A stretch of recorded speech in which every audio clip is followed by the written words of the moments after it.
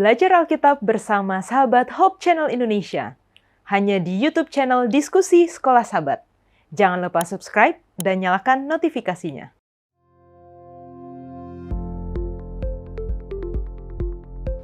Oke, itu makanya kenapa orang nggak tahan long distance. Itu makanya orang nggak tahan untuk pacaran lama-lama. Bukan karena nggak ada cinta, bukan. Tapi karena memang nggak beriman. Seringkali kan kalau dalam menunggu kita bersungut-sungut seperti tadi Om katakan, bersungut-sungut, jadi nggak mau jadi korban PHP gitu kan. Tapi take delight, belajar bergembira. Karena ketika kita bergembira, Daud juga mengingatkan bahwa Tuhan akan memberikan sesuai dengan apa yang Ia kehendaki.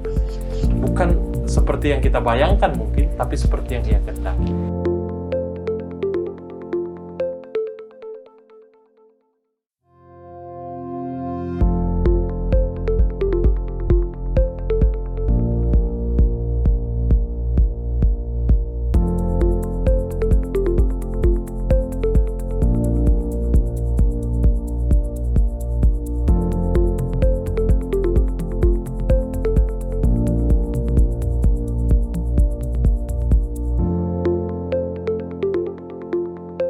Shalom sahabat Hope Channel Indonesia di mana saja Anda berada. Senang sekali bisa bertemu kembali dalam program Diskusi Sekolah Sahabat.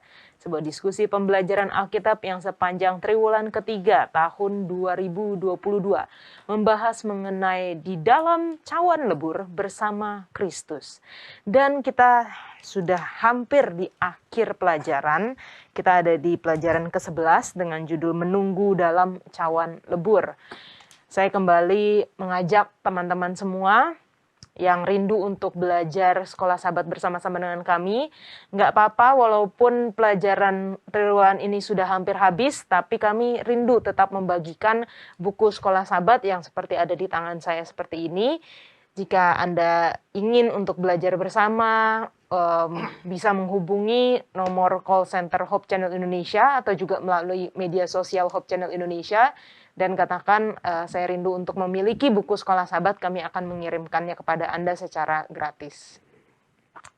Baiklah, di sini sudah bersama-sama dengan kita, sahabat-sahabat yang akan berdiskusi bersama-sama. Ada Marolop, Shalom. Shalom, Yola. Ada Pendeta David, Shalom Pendeta. Shalom. Ada Pendeta Jesli, Shalom Pendeta. Shalom semua. Dan juga Pendeta John, Shalom. Halo nggak Kak? Shalom semuanya. Oke, karena judul pelajaran kita tentang menunggu nih. Saya pengen tanya dulu ke teman-teman di sini, pernah paling lama, durasi paling lama menunggu seseorang? Menunggu janjian ya, bukan menunggu jodoh, bukan menunggu jawaban doa, menunggu janjian atau ketemuan itu berapa lama dan siapa yang ditunggu? Oke. Saya paling lama itu nunggu Papa. Jadi waktu itu saya melayani sebagai pendeta muda di Medan, terus Papa bilang, nanti Papa mau datang Rabu malam, tapi nggak tahu flight berapa, nggak tahu jam berapa. Dia bilang Papa akan datang dari Singapura. Jadi saya nunggu dari jam 8 malam sampai jam 2 pagi. Terus flightnya jam berapa? Ternyata ada delay. Oke. Dan ya, lebih parahnya kan Papa nggak ada bilang naik apa. Jadi itu nunggunya itu benar-benar kayak Singapura. Nggak, pertanyaannya, kenapa nggak ditanya? Oh, dia udah fly. Oh. Nggak kontak.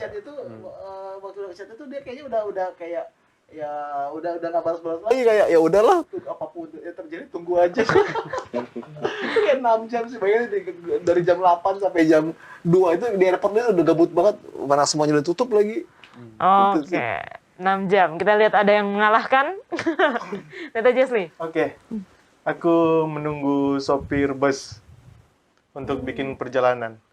Jadi waktu yang lalu karena penasaran mau perjalanan darat dari sini Bali, Jakarta Bali. Aku coba naik bus, aku tunggu super bus. Udah janjian jam 3.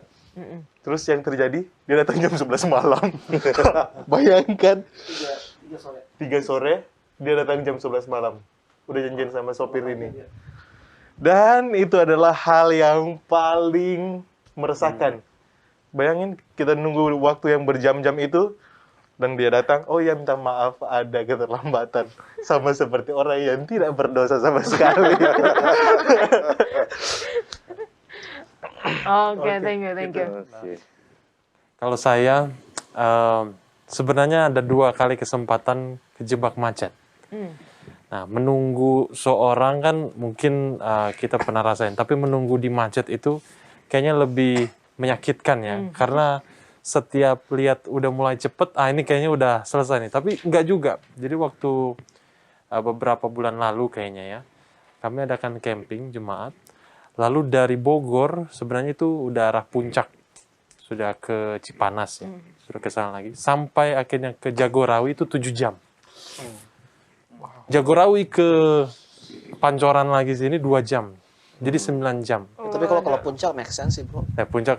Dan itu katanya orang sana bilang lebih parah dari hari-hari biasanya. Jadi 9 jam ya hitung-hitung sebenarnya udah bisa bolak-balik kemana gitu ya, ke luar negeri naik pesawat mungkin. Tapi kalau darat, aduh itu yang sebenarnya sangat menyakitkan dalam menunggu ya. Oke, terima kasih Pendeta. Oke, kalau dari aku mungkin kita menunggu dijemput itu di stasiun. Jadi dia hanya bilang bahwa nanti Pak dijemput ya. Nanti dijemput, tidak dikasih tahu siapa orangnya. Dia bilang hanya akan pegang papan nama saya. Dan itu adalah stasiun di mana daerah itu nggak pernah saya kunjungin sebelumnya. Nggak tahu lah. Tapi tahu ada rumah sakit di situ. Ada kebetulan kunjungan kerja. Jadi ya udah berharap begitu nyampe turun stasiun ada papan nama saya. Nggak ada dong. Akhirnya saya telepon ke head office. Ternyata orangnya lupa menjemput setelah 4 jam menunggu. Tapi hanya 4 jam untungnya. Tapi orangnya lupa menjemput. Jadi ya itulah resiko daripada menunggu. Tapi ya nggak dapat detail yang jelas. Oke, terima kasih semua sudah berbagi. Dan saya yakin nggak ada yang suka menunggu. Tapi pelajaran kita mengajarkan kita kali ini untuk menunggu. Jangan kemana-mana, kita akan lanjutkan pelajaran kita setelah yang satu ini.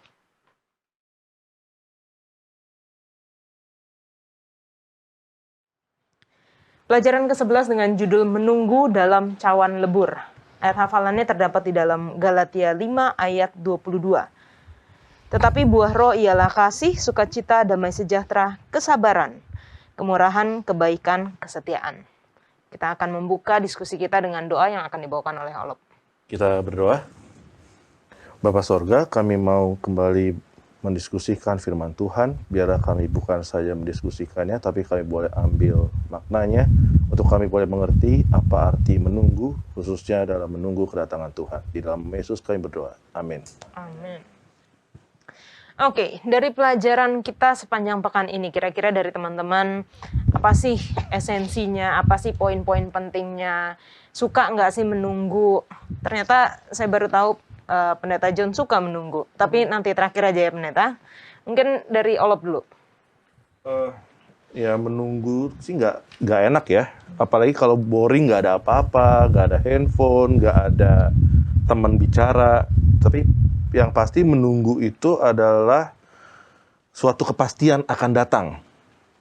Karena walaupun tidak tahu apa bentuknya, tidak tahu kapan waktunya, tapi pasti akan datang. Pasti akan didapat. Kalau aku sih gitu ya.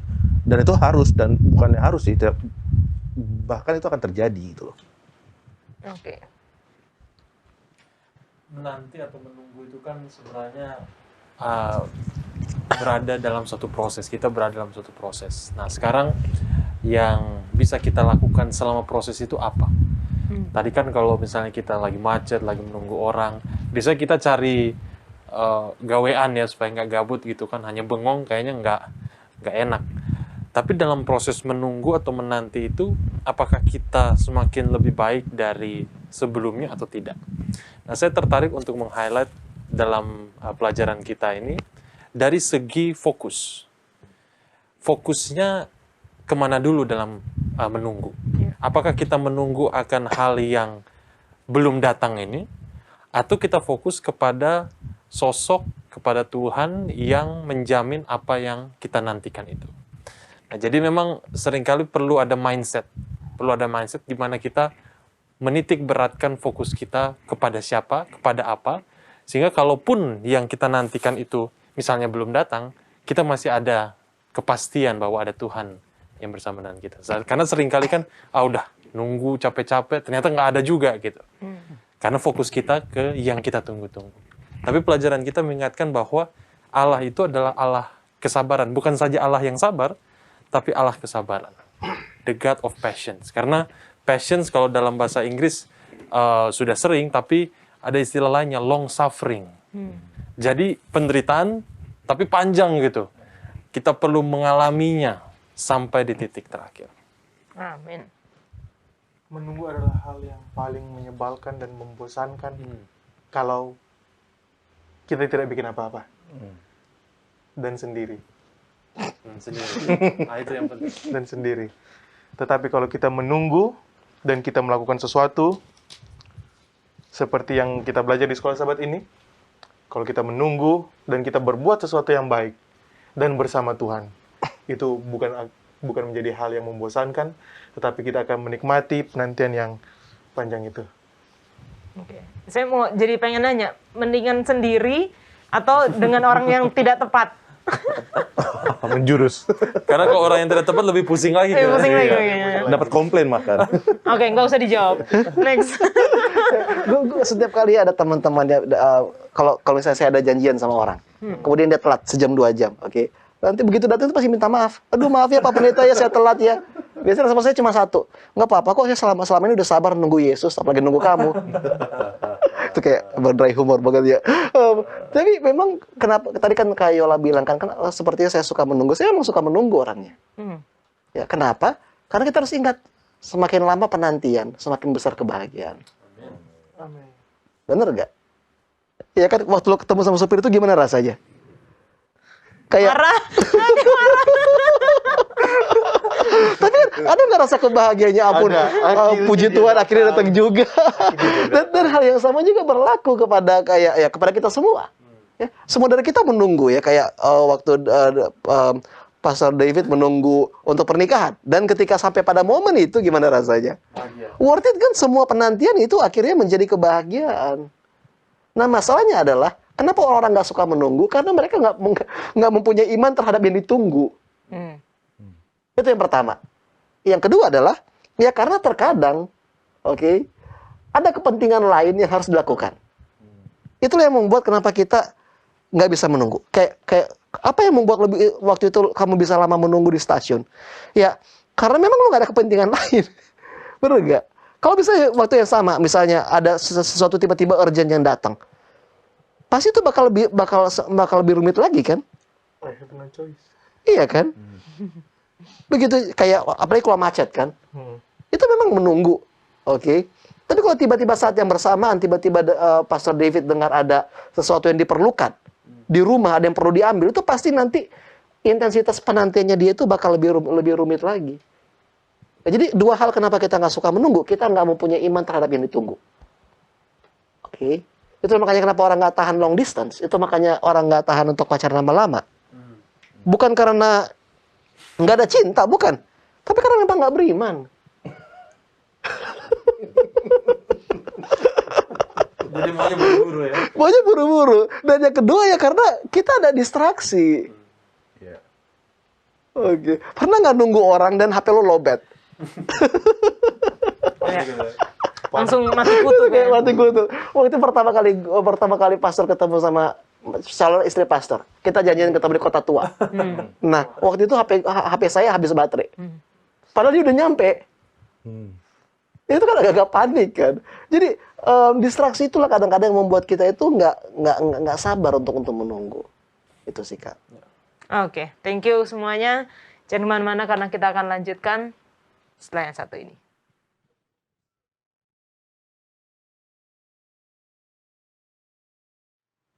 Kita kembali lagi, dan di dalam pelajaran Sekolah Sahabat kita pekan ini ada 2 orang yang diangkat mengenai masalah menunggu. Yang pertama adalah Daud, ketika dia yang seharusnya sudah ditunjuk untuk menjadi raja, tapi dia sabar menunggu waktu Tuhan. Yang kedua adalah Nabi Elia, yang seharusnya dia sudah mendapatkan kemenangan, mengalahkan nabi-nabi palsu, tapi dia malah menjadi kecil hati, menjadi takut dan lari. Nah, apa yang kita bisa pelajari dari dua orang ini mengenai masalah menunggu? Pendeta David. Kalau kita lihat Daud memang yang menarik adalah dia tidak mengambil apa yang Tuhan belum berikan padanya. Sungguhnya dia kalau memungkinkan ya, dia bisa aja protes gitu kan pada Tuhan. Oh, gue udah ditunjuk, gue harus cepatnya gitu mengambil tahta merebut. Tapi Daud tahu bahwa Saul ini dipilih Tuhan juga. Saul ini diurapi oleh Nabi Tuhan, oleh Tuhan sendiri. Jadi Daud menunggu waktu yang tepat untuk dia dapat berada di posisi tersebut. Dan saya tertarik untuk mengaitkan ini ke dalam konteks cawan lebur kita ya. Seringkali kan kita mau mendahului Tuhan dalam konteks penantian kita misalnya. Tuhan kalau bisa ini secepat mungkin gitu. Karena udah jelas apa yang harus saya dapatkan sudah jelas. Jadi saya harus segera mungkin. Nah itu kalau di awal ada juga penelitian tentang marshmallow kepada anak-anak ya. Jadi kalau marshmallow itu cepat untuk dimakan oleh anak, nanti dia akan dilihat beberapa tahun kemudian ternyata tidak dapat mengendalikan diri. Pengendalian dirinya kurang. Seperti itu juga dalam kehidupan pribadi kita, kalau kita ingin hasil yang lebih matang, hasil yang lebih unggul, maka akan ada waktu Tuhan yang tepat. Perbandingannya kalau di sini ya disebutkan antara pohon toge dan pohon ek. Kalau pohon toge ya mungkin hanya cepat, dia beberapa jam udah langsung aja bertumbuh gitu ya, tanpa harus menunggu berhari-hari, bertahun-tahun. Tapi angin kencang langsung hilang. Langsung tidak ada lagi pohon itu. Tapi kalau pohon ek bertahun-tahun harus ada proses pertumbuhannya supaya dia kuat. Dan begitu juga kita. Terkadang kita ingin hal yang instan, tapi justru itu tidak matang.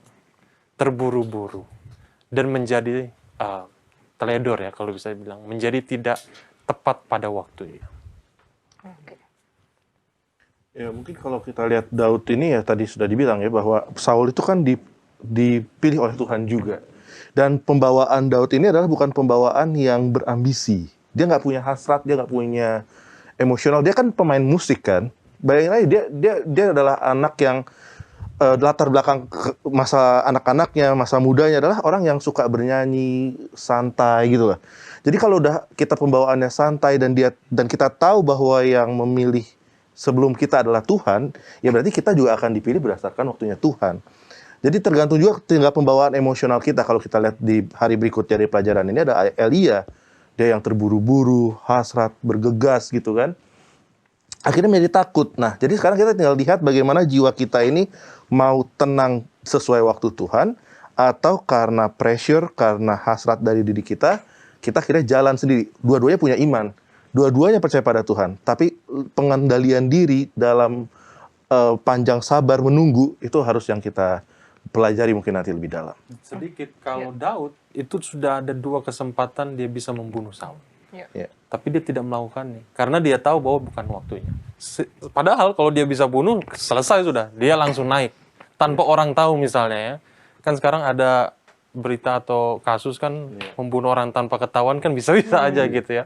Apalagi nggak ada CCTV dulu, jadi udah selesai aja. Tapi Daud tidak melakukan. Oke, jadi Daud sama Elia adalah 2 orang yang sangat kontras. Yang satu menunggu dengan kebijaksanaan, yang satu terburu-buru karena desakan situasi saat itu. Tapi kita lihat, sebenarnya mereka ada di situasi yang sama. Daud di situasi dibunuh juga dia. Dia sementara di situasi bahwa dia sementara dicari untuk dibunuh. Situasi yang sama terjadi di Elia. Ketika dia telah membantai semua nabi-nabi palsu, situasi yang sama juga dia dicari untuk dibunuh. Ini persamaan mereka. Tetapi sikap mereka menghadap ini yang beda. Apa yang membedakan?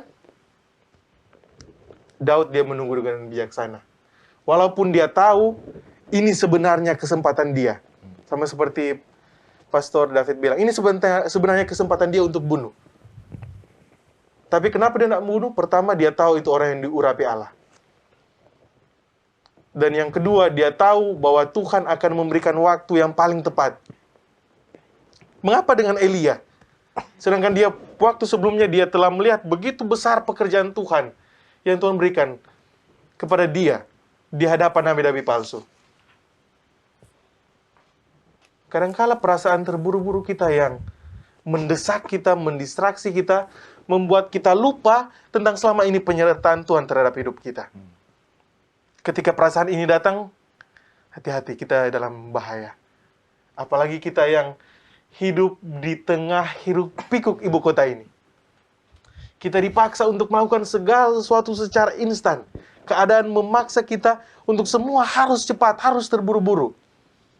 Di jalan tol kita lihat semua, walaupun sekarang udah ada speed limit, tetapi kalau kita pagi-pagi jam 6, ada yang dari kiri ke kanan, semua buru-buru. Tapi ini yang kita harus belajar. Sikap dari seorang Raja Daud, walaupun keadaan memaksa dia, memforce dia untuk melakukan itu, tetapi dia tahu, Tuhan pasti punya jawaban yang terbaik untuk kehidupannya. Oke, saya tertarik dengan apa yang Pendeta Jesli katakan bahwa keduanya dalam situasi yang sama. Dan keduanya sama-sama kabur. Daud kabur, dia bersembunyi. Elia juga kabur, dia bersembunyi. Lalu apa yang membedakan keduanya? Kenapa Elia disebut terburu-buru? Padahal Daud juga kabur, dia juga bersembunyi.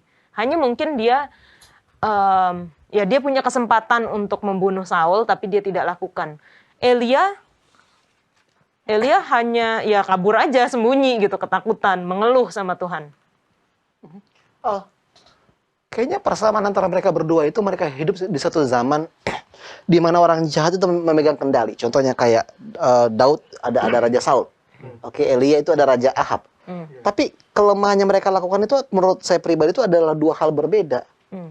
Kalau bagi Daud, dan satu hal yang membuat Daud itu luar biasa, kemampuan untuk menunggu. Pertama, tadi sudah disebutkan kan, dia berani menunggu untuk Tuhan.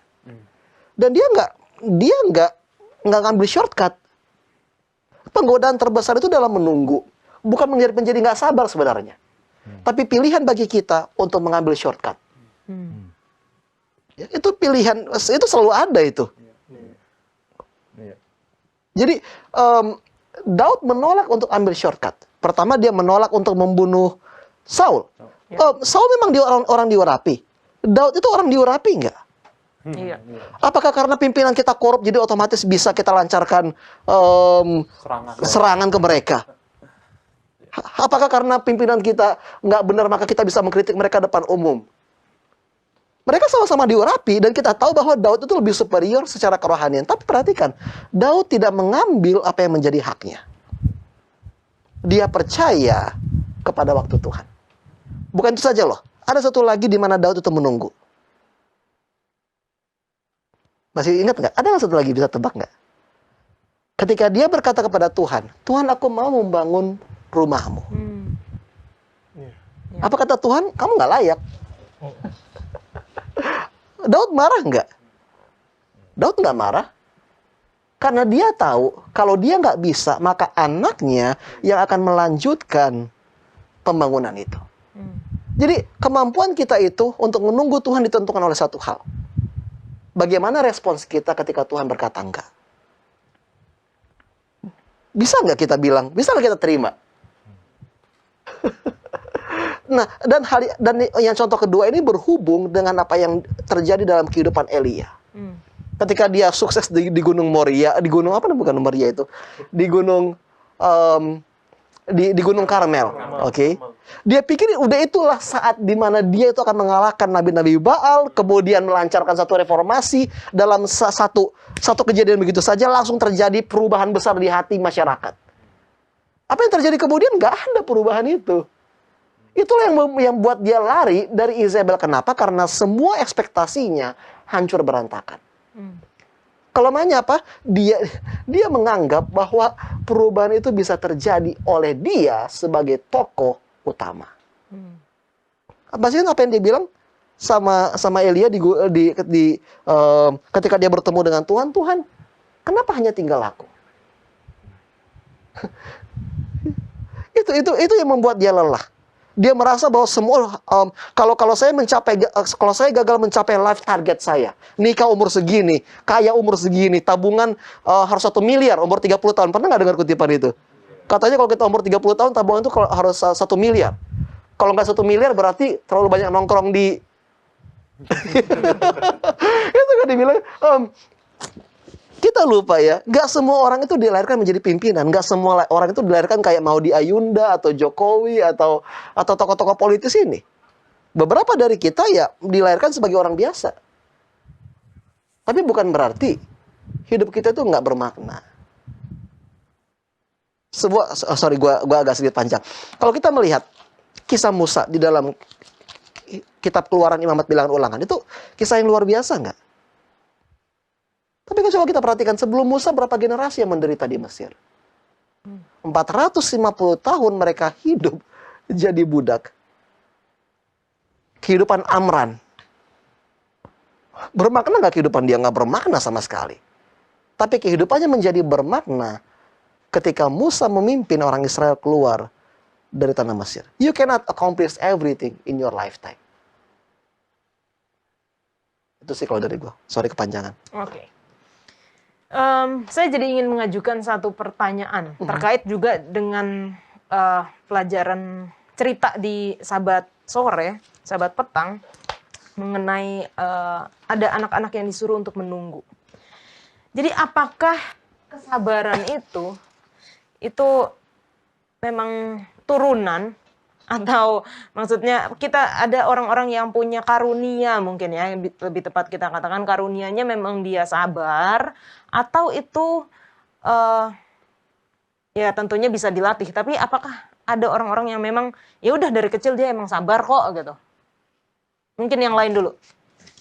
Kalau penelitian ini memang dilakukan pada anak-anak kecil ya, kepada mereka yang masih belia. Tapi itu menarik kalau dari segi psikologi, walaupun saya bukan psikolog, dari yang pada ahlinya juga, ada perkembangan mental anak, mental manusia, yang kalau misalnya dari nature-nya sudah ada trait seperti itu bagus, tetapi tetap saja perlu di-nurture, perlu dikembangkan lagi supaya menjadi habit, menjadi kebiasaan.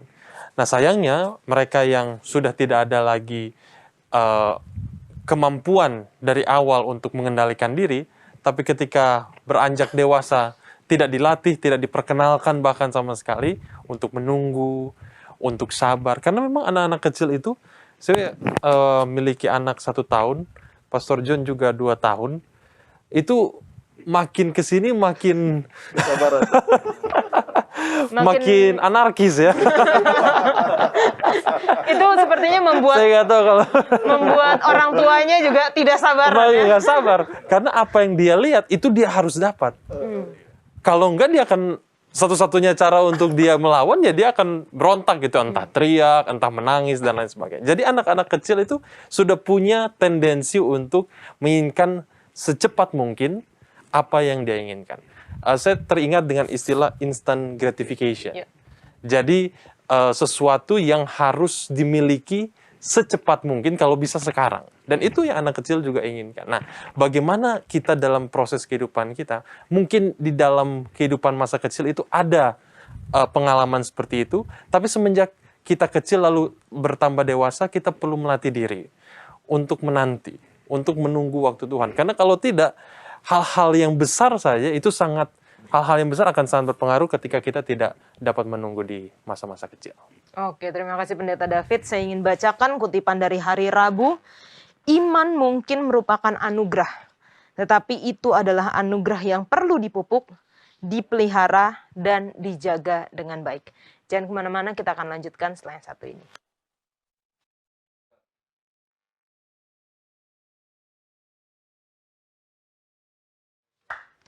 Apa yang membuat perbedaan ketika kita menunggu adalah bukan berapa lama kita harus menunggu, tetapi sikap apa yang kita miliki ketika kita menunggu. Pada saat kita menunggu di dalam cawan lebur, sikap seperti apa yang harus kita miliki sehingga kita mempunyai kadar kesabaran yang lebih tinggi akan apapun itu. ketika kita menunggu jawaban doa dari permohonan kita kepada Tuhan, maupun secara jangka panjang menunggu kedatangan Tuhan yang kedua kali. Oke, kalau dari aku ya Yo, kita tuh harus menunggu dengan memberikan alternatif juga. Kita tidak, secara manusia ya, kita bicara secara manusia. Kita nggak boleh menunggu tapi marah-marahin Tuhan juga. Dalam doa kita marah-marahin Tuhan. Tuhan, kenapa ini terjadi pada saya? Ngeblame Tuhan. Padahal ini yang terjadi pada saya. Padahal Tuhan tuh bilang tunggu. Tapi kita juga punya alternatif yang kita bisa kasih kepada Tuhan. Dan kita tetap harus sabar. Karena kita kuncinya tidak boleh blame Tuhan. Karena Tuhan adalah Tuhan yang panjang sabar. Dia juga Tuhan yang tidak gampang marah sama kita, kalaupun kita manusia berdosa.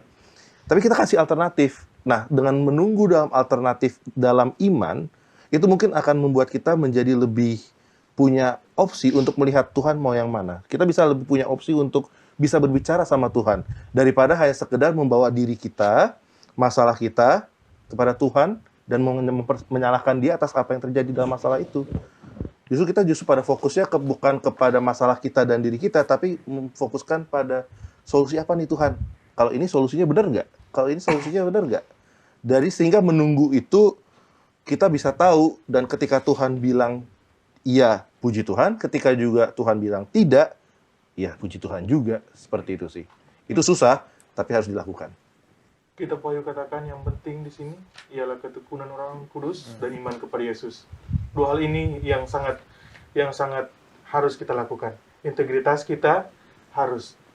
Pertama, ketekunan. Ketekunan ada sabar di sana, ada hubungan pribadi dengan Allah, ada tetap terus bergantung kepadanya. Inilah yang harus kita lakukan untuk menanti semua janji-janji yang Tuhan telah sediakan. Dan iman. Iman tetap percaya, penuh pengharapan bahwa Tuhan pasti akan menyediakan yang baik. Tuhan pasti akan menjawab pada waktu yang paling tepat yang kita tidak ketahui. Inilah yang saya ingin share kita di sini. Seperti kita Poyo katakan. Yang penting di sini ialah ketekunan orang-orang kudus dan iman kepada Yesus yang harus kita praktekkan. Amin. Ada satu sikap yang bisa kita lakukan pada saat kita menunggu nanti, yaitu kalau di dalam Mazmur 37 itu take delight. Bergembiralah. Seringkali kan kalau dalam menunggu kita bersungut-sungut, seperti tadi katakan, bersungut-sungut, jadi nggak mau jadi korban PHP gitu kan. Tapi take delight, belajar bergembira. Karena ketika kita bergembira, Daud juga mengingatkan bahwa Tuhan akan memberikan sesuai dengan apa yang Ia kehendaki. Bukan seperti yang kita bayangkan mungkin, tapi seperti yang Ia kehendaki. Nah, saya tadi setuju juga dengan apa yang Pastor Jesli katakan, bahwa di akhir zaman ini, kesabaran, ketekunan itu adalah elemen penting bagi umat-umat akhir zaman. Untuk umat-umat gereja Tuhan. Karena jika kita tidak tekun, tidak sabar dalam menanti Tuhan, maka yang terjadi kita bisa larut dengan hiruk pikuk dunia ini. Kita bisa menjadi sama seperti apa yang dunia ini tawarkan. Karena kalau dalam hiruk pikuk atau sifat terburu-buru di dunia ini, orang dunia itu lebih ahli dari kita dalam gereja sebenarnya. Lebih tahu bagaimana harus tidak berhenti dalam bekerja.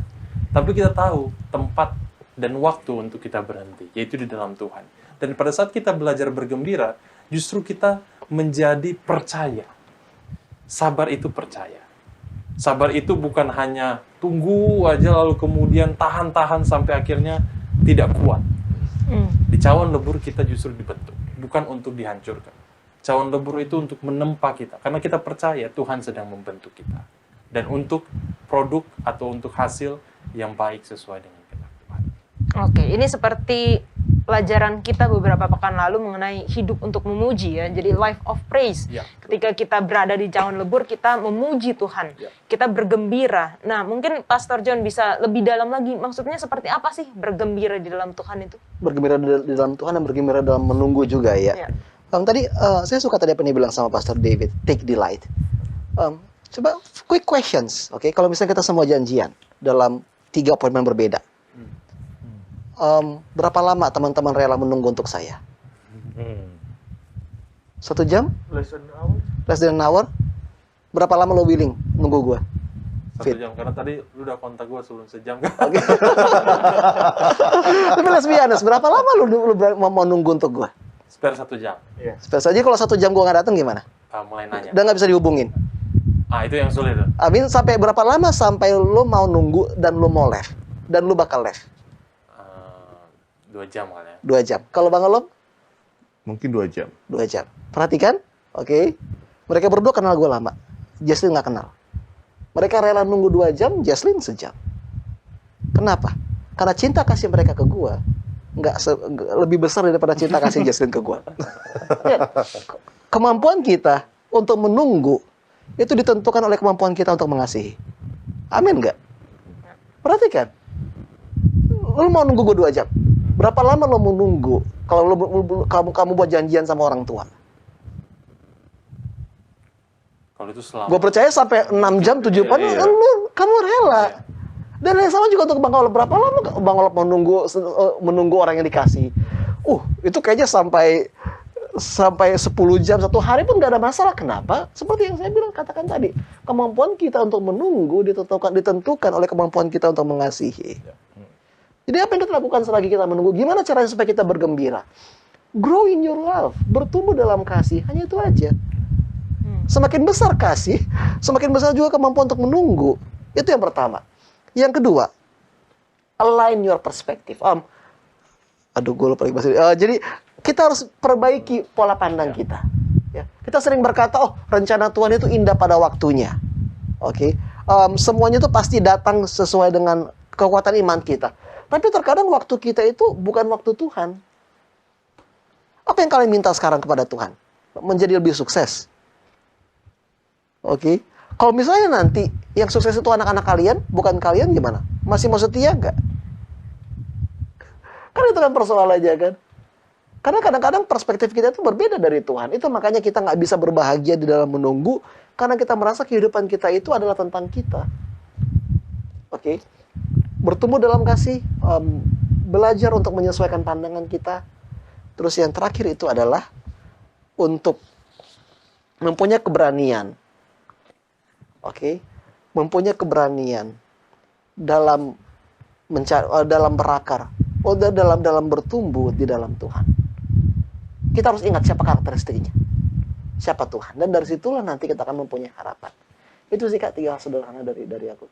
Oke, saya pernah ingat Pastor John juga yang mengatakan bahwa kalau kita menunggu, kalau kita tahu untuk berapa jam, kita itu sanggup gampang. untuk menunggu. Itu sanggup. Nah, itu kalau kita menunggu kedatangan Yesus, yang kita, walaupun kita tahu tandanya, tapi kita tidak tahu kapannya. Nah, mungkin lebih ke arah, sekarang kita bicarakan menunggu kedatangan Yesus. Sikap kita, tadi sudah kita bahas juga seperti apa, bergembira di dalam Tuhan, grow in love gitu ya, mengembangkan kasih kita kepada Tuhan, karena kita bisa menunggu Yesus datang itu, kalau ya kita akan senang menunggunya walaupun kita nggak tahu kapan. Tapi mungkin lebih ke bagaimana kita saat ini, sikap kita sebagai umat-umat Tuhan menunggu kedatangan Yesus yang kedua kali. Kalau dari aku, kurangin yang instan-instan. Kurangin berpikiran yang instan ya. Karena Yesus tuh datang bukannya instan. Dia kasih waktunya, dia kasih semua clue-nya, tapi belum tentu itu instan gitu loh. Kalau kita kan ngelihat, contoh kita order, dengan kita lihat di map, kita tahu jam berapa dan waktu kapan, estimasi waktunya juga tahu. Nah, menunggu kedatangan Yesus ya udah baca Alkitab, udah berdoa, tapi kan belum tahu nih kapan nyampe-nya, kapan ini. Jadi kita harus kurangin pemikiran kita yang instan, itu yang pertama mungkin ya. Jadi cara kita kurangin pemikiran yang instan, itu akan membuat kita, semakin tadi kata Pastor John, bisa bergembira. Karena kalau instan, kita merasa nggak datang-datang, kita jadi bersedih. Setelah kita bersedih, kita jarang menjadi mengasihi. Nah, jadi untuk itulah kita kurangin pemikiran kita yang instan, walaupun dunia kita pengennya instan. Oke. Don't take shortcut. Itu yang aku dapat. Karena ketika kita menjalani semuanya, ada hal yang akan kita belajar, di sana kita bertumbuh, di sana kita merasakan bagaimana penyertaan Tuhan. Tapi ketika kita mengambil shortcut, sama seperti Elia tadi, blank kita. Sama seperti orang hilang arah. Yes. Oke, mungkin ke Pendeta David, bagaimana kita bisa tahu kapan, kan dikatakan waktu Tuhan adalah yang terbaik, dan jawaban Tuhan. Contohnya kita berdoa lalu Tuhan ada datang satu jawaban, tapi kita nggak yakin ini jawaban Tuhan atau enggak ya? Ini sekarang waktunya Tuhan atau enggak ya? Gimana Pendeta? Nyambung tadi ke yang Pastor John sampaikan juga ya.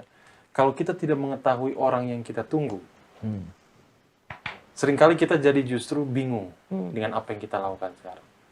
Kalau kita tidak tahu Tuhan dan mempelajari janji-janjinya di Alkitab, mempelajari firman-Nya di Alkitab, mungkin kita akan bertanya, apa yang saya percayai sekarang gitu? Kenapa saya harus menunggu selama ini kalau Tuhan berjanji bahwa Dia akan datang kembali? Begitu juga dengan berbagai peristiwa atau pergumulan kita setiap hari. Tuhan, kenapa seperti ini kalau kamu menjanjikannya seperti itu? Karena pertanyaan-pertanyaan itu bisa sebenarnya untuk dijawab pada saat kita memiliki hubungan dengan Tuhan. Kalau kita tidak memiliki hubungan dengan Tuhan yang erat, yang dekat, maka bahkan di sini juga dikatakan, perhitungan itu menjadi perasaan, bukan iman. Kalau kita hanya melandaskan hubungan kita dengan perasaan saja, maka iman itu tidak bertumbuh. Kasih itu juga tidak bertumbuh. Dan saudara-saudariku, saya rasa dan kita juga percaya bahwa apa yang Tuhan berikan, apa yang Tuhan lakukan pada kita, itu tidak hanya untuk membentuk perasaan kita, tapi karakter kita. Sehingga iman kita itu menjadi tahan uji.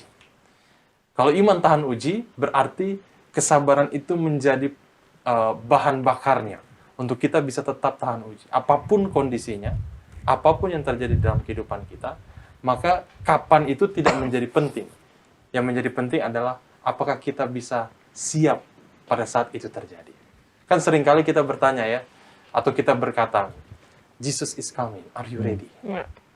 Mungkin kita bisa balik, Jesus is ready, are you coming? Jadi apakah kita yang datang pada saat Tuhan itu sebenarnya sudah siap, kapanpun Dia datang, Dia bisa datang aja. Tapi kalau kita tidak siap, justru konsekuensinya yang menjadi berat. Nah, dalam konteks ini, saya yakin bahwa kita semua dapat dipersiapkan untuk menanti kedatangan Tuhan, dan pada saat Tuhan datang, kita siapkan. Oke. Pastor John, kesimpulan. Ya, jadi ada dua pertanyaan besar dalam kehidupan kita yang sering mengganggu kita selagi kita menunggu akan sesuatu, maupun juga menunggu akan Tuhan. Pertama tadi disebutkan sama Pastor David, kapan? Ya benar gak sih? Kapan datang? Kadang-kadang gue berharap ya, kenapa Tuhan nggak Sherlock aja? Tuhan, boleh nggak Sherlock di mana Tuhan? Lebih keren gak sih hidup, kayak lebih mudah gak sih kalau kita bisa, Tuhan itu bisa Sherlock. Saya lagi di Orion, bentar lagi nyampe. Karena memang tadi benar kata Bang Olaf, oke? We want everything to be predictable. Kita mau semuanya itu menjadi kayak mudah diprediksi. Oke? Siapa sih nggak punya mimpi kayak lu pasti udah punya timetable kan, berapa lama jadi pra-intern, berapa lama jadi IFDEX, berapa lama jadi pendeta biasa, berapa lama jadi officer. Iya kan? Kita semua punya timetable. Oke? Tapi kadang-kadang pertanyaan kapan ini bahaya ini. Karena nanti kita akan terobsesi untuk memegang kendali di dalam kehidupan. Itu yang pertama. Yang kedua adalah pertanyaan mengapa. Ya. Kenapa waktu itu saya lama jomblo? Kenapa waktu itu saya masih belum selesai dokter? Kenapa sampai sekarang saya masih belum selesai kuliah? Kenapa? Ya, semua dari kita itu punya pertanyaan why. Tapi kedua pertanyaan ini pelan-pelan harus coba kita lepaskan. Saya tutup dengan satu film yang saya suka. Teman-teman pernah nonton nggak Joseph Prince of Dreams? Itu film kartun dari DreamWorks. Keren banget. Tapi salah satu bagian yang paling kuat di situ adalah waktu Yusuf, dia menyadari bahwa dia itu udah tinggal 2 tahun di penjara. And his life doesn't go anywhere. Dan hidupnya tuh kayak stuck aja di situ. Dia nyanyi satu lagu yang luar biasa indahnya, dan lagu itu adalah You Know Better Than I. Di ending satu lagu itu ada satu kalimat yang mau saya share, dikatakan oleh Yusuf, I have let go, saya telah melepaskan semua keinginan untuk mengetahui kenapa, dan menerima semua jawaban yang engkau sediakan. Karena engkau mengetahui lebih dari saya. Kita punya nggak kemampuan untuk berhenti bertanya kenapa dan kapan? Fokus kepada apa yang ada, yang Tuhan berikan. Hanya dengan cara seperti itulah kita bisa menanti akan Tuhan. Oke. Amin. Terima kasih Pastor John, Pastor Jesli, Pastor David, dan juga Marolop sudah berdiskusi bersama-sama. Belajar kesabaran selama ini dapat terjadi saat kita fokus pada pribadi Allah, Allah kesabaran, dan percaya bahwa Dia bertindak untuk kita. Biarlah pelajaran yang telah kita diskusikan, kita dengarkan, dan kita pelajari pada hari ini membawa kita semakin percaya kepada Allah, Allah kesabaran yang bertindak untuk kita. Kita akan bertemu di pelajaran selanjutnya. Tuhan Yesus memberkati.